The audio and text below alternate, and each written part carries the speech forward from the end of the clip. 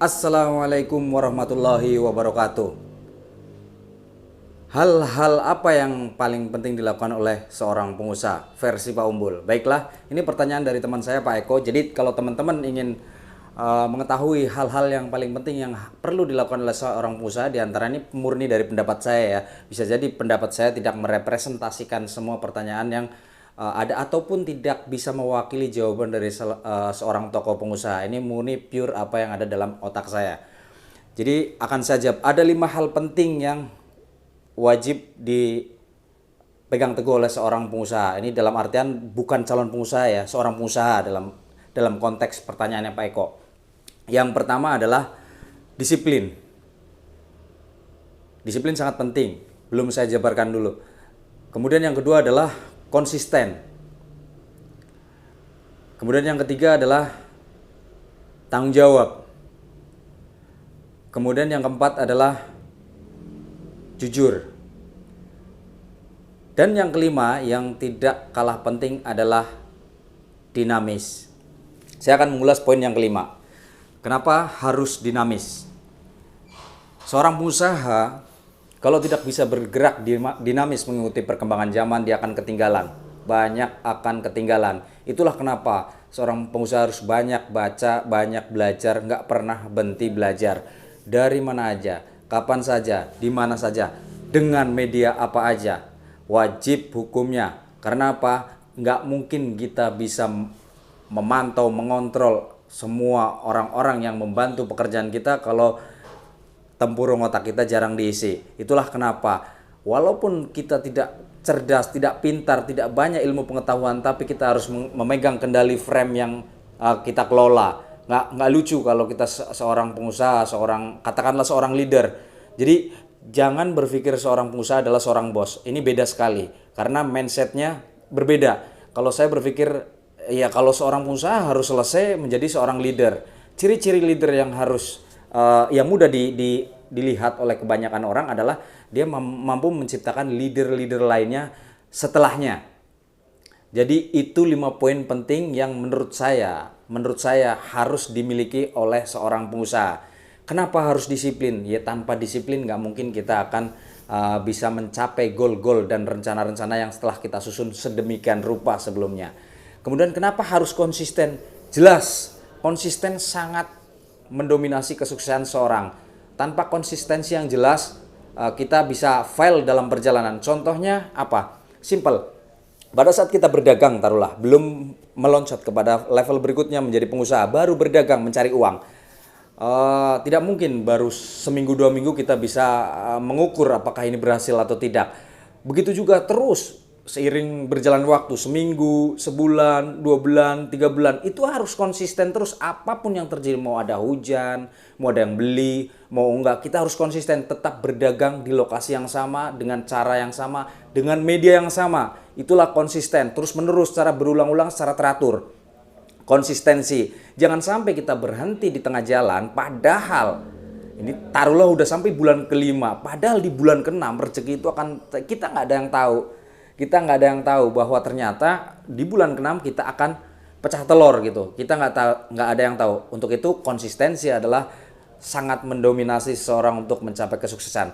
Kemudian yang ketiga adalah tanggung jawab. Oh ya jelas, tanpa tanggung jawab kita nggak mungkin bisa menyelesaikan fase dari seorang biasa menjadi seorang yang tidak biasa pada umumnya.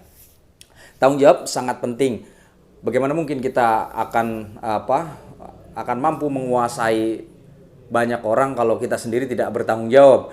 Siapa yang mau bantuin tenaga kita dalam berusaha kalau kita sendiri tidak bertanggung jawab terhadap diri kita sendiri? Mana mungkin kita bisa hire orang tanpa kepastian. Orang bekerja kepada kita, dia memiliki kewajiban dan dia memiliki hak. Begitu juga sebaliknya. Jadi bertanggung jawab bukan hanya konteks memberi dan menerima, bukan, tapi berbagai macam hal. Bisa masalah waktu, bisa masalah kedisiplinan. Pokoknya bertanggung jawab apa yang harus dipertanggungjawabkan. Begitu juga pertanggungjawaban terhadap produk ataupun jasa. Kita harus bertanggung jawab tentang produk kita. Nggak boleh kita cuma ngecap asal ngecap. Wah barang kita bagus, oh barang kita keren, ternyata faktanya tidak begitu. Itu masuk ke ranah jujur. Yang keempat ya, jujur sangat penting. Kita nggak perlu jualan bohong-bohongan. Wah ini barang kita adalah barang yang paling baik, itu adalah buruk. Sebaik-baiknya orang adalah yang paling terbuka jujur. Walaupun demikian, cara penyampaian yang baik, walaupun barang kita tidak keren, bukan menutup kemungkinan. Justru dengan kejujuran yang ada, kita mendapatkan benefit dari hal itu. Jadi nggak boleh kita asal-asalan ngarang. Kalau ataupun kita misalnya banyak sisi tapi tidak kelemahannya, tapi tidak mungkin sebuah barang ataupun produk ataupun jasa tidak memiliki kelebihan. Itulah kenapa kita ingin terjun di bidang itu. Pasti ada sisi kelebihan, pasti ada benefit yang ingin ditawarkan kepada user atau kepada pelanggannya. Itu kejujuran tidak bisa ditawar. Kemudian yang terakhir adalah bergerak dinamis. Ini sangat penting. Sekeren apapun kalian sebagai pengusaha, kalau nggak mengikuti perkembangan zaman, nggak ngikutin pola yang ada, nggak ngikutin situasi yang ada, ya kita akan ditinggal dengan kencang sama mereka yang lebih dinamis dan lebih bergerak dengan cepat. Kenapa? Ya jelas di masanya saya, di masa transisi di mana ada mesin ketik dan komputer. Jadi teman saya itu ada terbelah menjadi dua, ada yang sama sekali gaptek, ada yang gaptek beneran, ada yang enggak. Nah, ada yang sama sekali nggak mengerti komputer, ada yang mengerti. Karena zaman SMA saya di SMA pun belum ada lab komputer. Tapi di SMA besar lainnya dalam satu kabupaten udah ada komputer. Jadi ini memang masa transisi, masa besar saya dibesarkan adalah masa-masa transisi antara manual ke digital.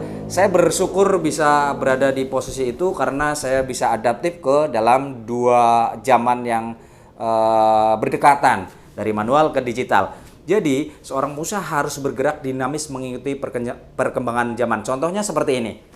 Saya membuat channel itu sebenarnya udah tahu dari sejak lama sekali bahwa ini akan menjadi media yang bisa digunakan untuk meningkatkan penjualan, untuk meningkatkan branding awareness, untuk berbagai macam hal kepentingan yang bisa dimanfaatkan teknologinya. Ini salah satunya, bisa TikTok, Instagram, dan lain sebagainya. Itulah kenapa pengusaha harus bergerak dinamis. Jika tidak, dia akan mudah marah. Oh, ternyata Gen Z misalnya, oh mudah loncat-loncat. Oh, ternyata orang yang lahiran tahun 94, 95 tidak mudah bertahan dalam kurun waktu tertentu. Tapi jika seorang pengusaha yang bergerak dinamis, dia akan memahami karakter para karyawannya.